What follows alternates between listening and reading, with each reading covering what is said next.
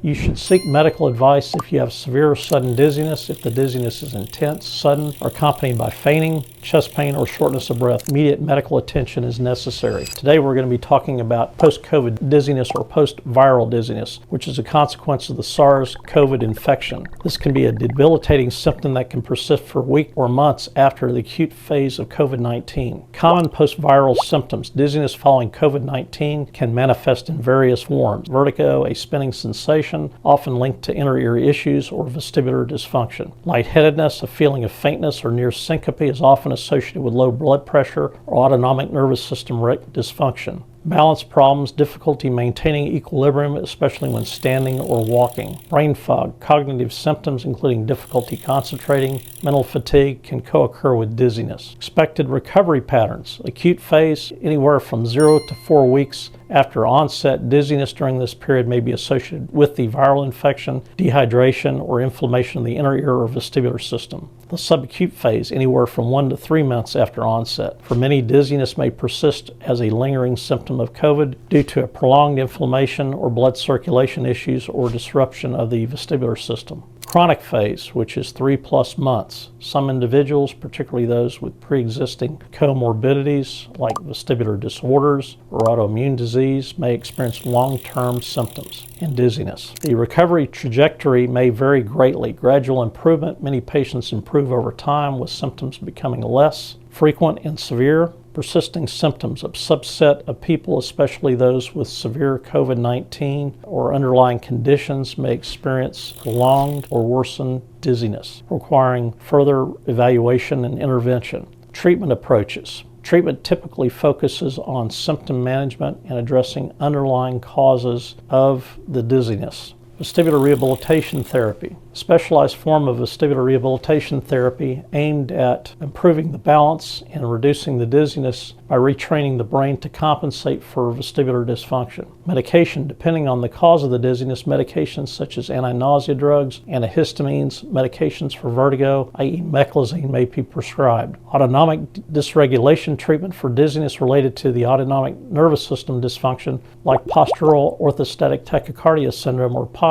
Medications related to blood pressure, fluids, and blood circulation may be needed. Cognitive behavioral therapy for individuals with significant anxiety or psychological distress related to dizziness. The cognitive behavioral therapy may be beneficial. Rehabilitation options. Physical therapy, specifically vestibular rehabilitation therapy, can help retrain the brain's responses to inner ear signals. Cognitive rehabilitation for those having accompanied brain fog or cognitive issues. Neurocognitive rehabilitation may improve cognitive function and ease dizziness. Cardiovascular conditioning. In cases where autonomic dysfunction, e.g. orthostatic hypotension or POTS, contributes to dizziness, tailored cardiovascular exercise programs may improve blood circulation and reduce dizziness. Hydration and electrolyte management. Ensuring adequate fluid and electrolyte intake can help improve dizziness, particularly if dehydration or electrolyte imbalances are contributing factors. When to seek help. You should seek medical advice if you have severe or sudden dizziness, if the dizziness is intense, sudden, or accompanied by fainting, chest pain, or shortness of breath. Immediate medical attention is necessary. Persistent dizziness. If the dizziness continues for weeks or months